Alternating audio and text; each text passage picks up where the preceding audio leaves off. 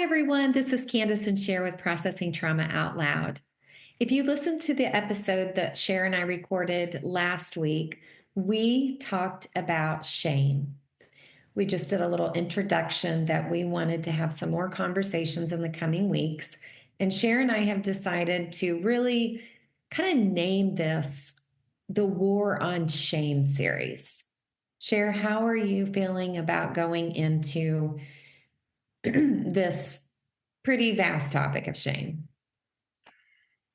It is a war, and it has been a war for both of us. We were talking about how we have known shame our whole lives, and it feels like we have known shame our whole lives. And it does feel there is a certain amount of vulnerability, I think, to go here because everything that we talk about from our personal experience are areas where we have felt shame and where we have had to do the hard work of finding freedom from. And so I think there is some sense of vulnerability and desire because, as you mentioned, you had the affirmation recently of someone pointing out that you know shame and you have a calling to help people find their way out of the dark places of shame. And this is a lot of the work that we do. And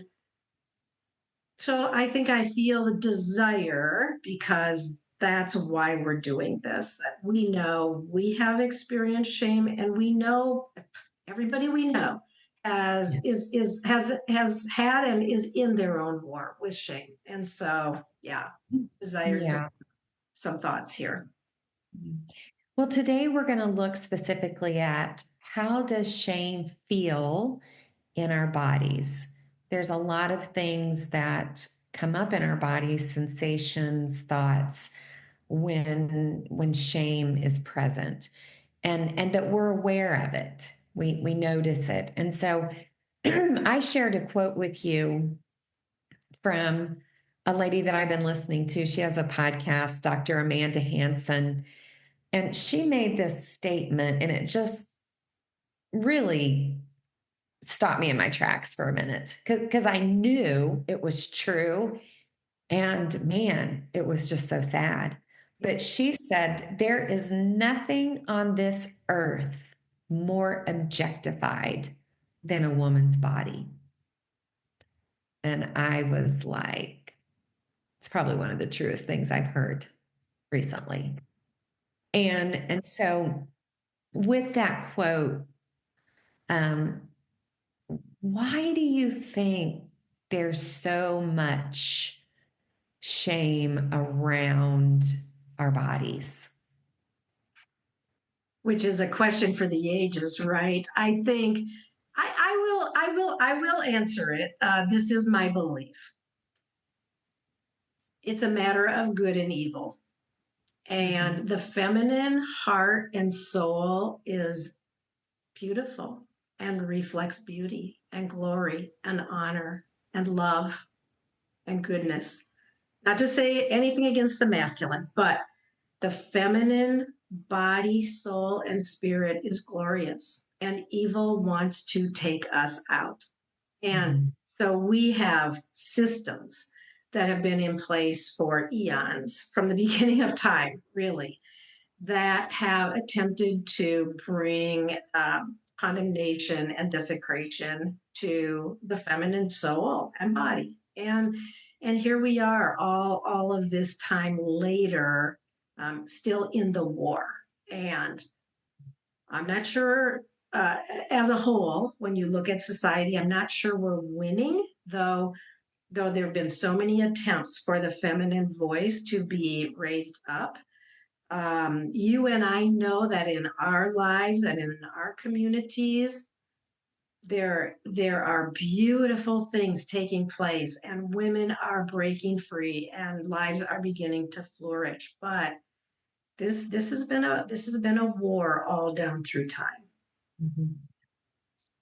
Yeah, another thing that this lady said that it's coming up for me just listening to she just said, like when women um, are not living in shame, okay? They're flourishing.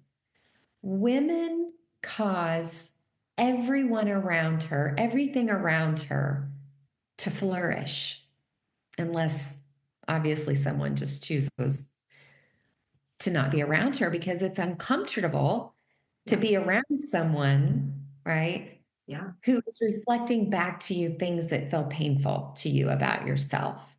Right. Um, and so I love that the freer we get from shame, this can be another episode. Today we're going to focus on how shame feels in the body, but I would like to talk to how does flourishing feel in the body. Wow. Yeah.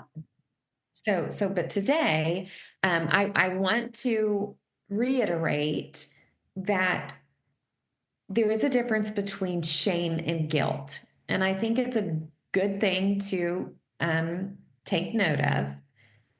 Whereas guilt can maybe feel like shame a little bit, but if you slow down, especially if you have someone helping you, you can discern, okay, I'm feeling guilt because I did do something that was wrong or unhealthy or bad or not good. And so that is different than shame, where it's not this, I have something concrete that I know is bringing up this feeling of guilt.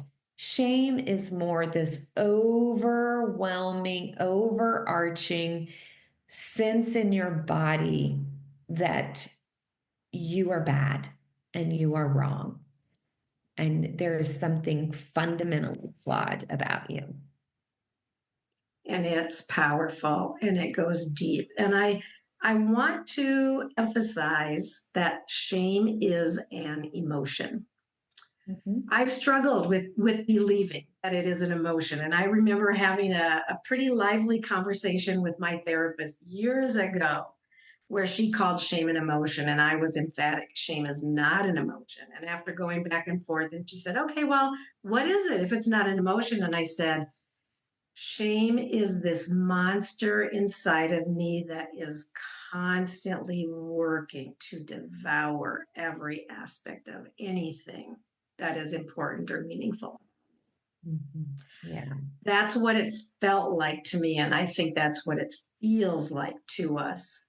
But shame is an emotion. And I think understanding that is really helpful because emotions, we can deal with emotions. Mhm. We can learn and understand and begin to make, it might be micro movement, micro changes, but over time that make a difference in the way that we see ourselves and what we believe about ourselves. But Mhm. we want to also talk about what does shame actually feel like in the body, because we've been talking a lot about, you and I individually, but on the podcast too, about how important it is to begin to notice what we feel in our body. And so you actually Googled it and looked up and found some things that, what are some of those telltale feelings that we actually feel physiologically that can cause us to think, oh, there's that feeling. Am I experiencing shame? Not always will it be shame, but these are some of the ways that shame actually feels in the body. And do you want to just kind of go through some of those, Candace? Yeah, I do. And before I jump into that, I want to say that as children, um, we are kind of looking to our primary caregivers, our community teachers, for a sense of telling us who we are. Okay, in one sense, they're defining us. Mhm. And so with that quote, there is nothing on this earth more objectified than a woman's body. It's about, as littles, who is telling us who we are and what are they telling us about our body. And so shame entered into our stories um, from for various different reasons. at young ages. So we didn't have anyone engaging our stories as little saying, what's happening for you and, how does this feel or whatever. But we've taken time to really slow down and get clarity on what shame feels like in our bodies. And then working with other people, just hearing what shame feels like in their bodies. But some of the things that came up, and that I also wanted to just Google it and see what other people had said. But that so some physiological things that can happen when you are uh, in your shame is like a tightening in your chest, like kind of almost being frozen. And truly, there's some shame, usually coupled with humiliation, that's so profound you may feel like you can't even breathe. Yeah. Mm. That churning in your stomach, that can get so intense that maybe you even feel like you could throw up. Mm. And a lot of times you can feel these on your own, but if you're feeling this with others' eyes on you, it's intensified for sure. Yeah. You can start to sweat, your heart can start to race. And then also, it's hard for you to look at somebody in the eyes Mm. when there's shame. And Sher, that there were times when I was in the depths of some of my deepest stories Yeah. where I would put my hands up over my face. Yeah. That can still bring up quite a bit of emotion for me because when I took my hands down, Yeah. the eyes of love that were staring back at me, just being with me, seeing me, and that level of shame Yeah. rewired my brain. Yeah. Yeah.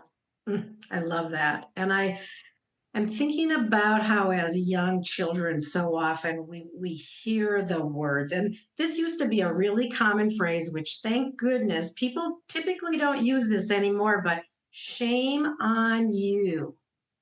I don't know about you, Candace, but this was used a lot in our home. Shame on you for doing that.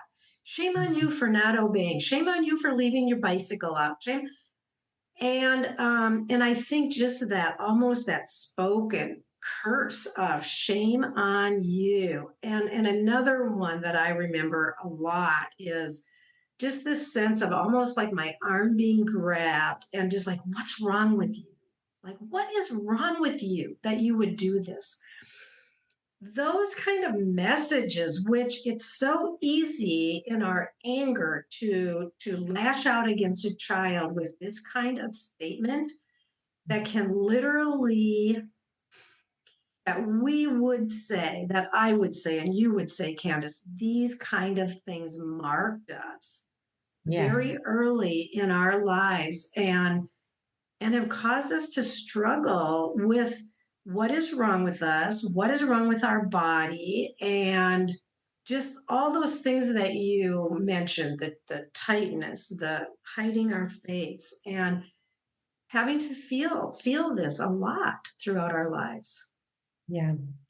Yeah. And I want to say, let's just take this example really quick.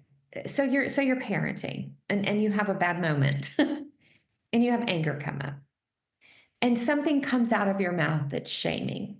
Okay? Like, "Oh my gosh, why did you do that? What's wrong with you?" Here's what I want to say to you if in your present day parenting, you can repair that. You can go back and sit down with your child eye to eye, letting them see your sorrow for shaming them because that's what happened. There was shame put on them. You can actually help take that shame off by owning that in your anger, you said things that, or be curious with them. How did that make you feel when I said that? Because I want you to know there's nothing wrong with you. What Mhm. was wrong is that in my anger, I took it out on you and said something that wasn't true. I am telling you, parents, that if you do that with your children, Mm. not only can it repair, it can set them up to know that that's what they're worthy of. Mhm. Worthy of someone coming back to them and saying, "What I did to you was wrong, and it wasn't about you, it was about me. Mm. Very sorry." Can And I change it. love, yeah, I love you. I love that you pointed that out, Candace, and that that you brought up this issue of repair. And I want to just come back to those of us who knew the harm and who didn't get the repair, because I love your how you specifically said this is how you this is how we bring repair, because yes, we all mess it up.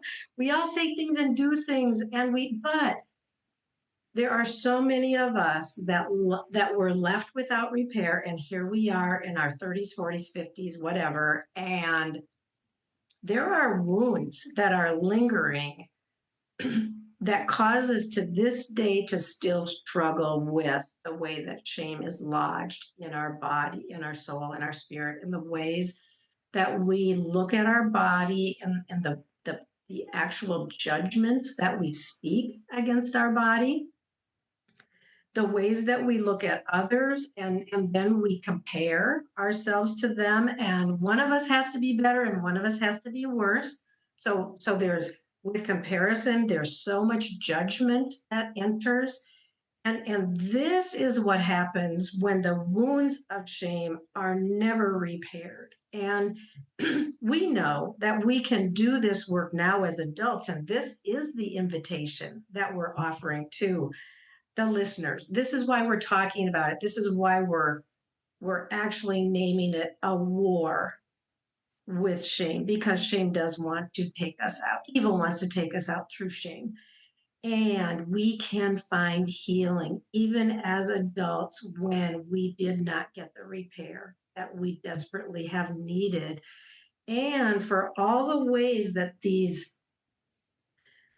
layers have been added upon one upon another of where we have gone with shame in our own lives, and then in the ways that we maybe have judged or condemned others around us too. So yeah, the invitation is really here, and we want to talk about this. We're going to keep talking about this in the coming weeks, because for both of us, this has been a huge issue. It's something that is ongoing, and that we continue to do work around this issue of shame.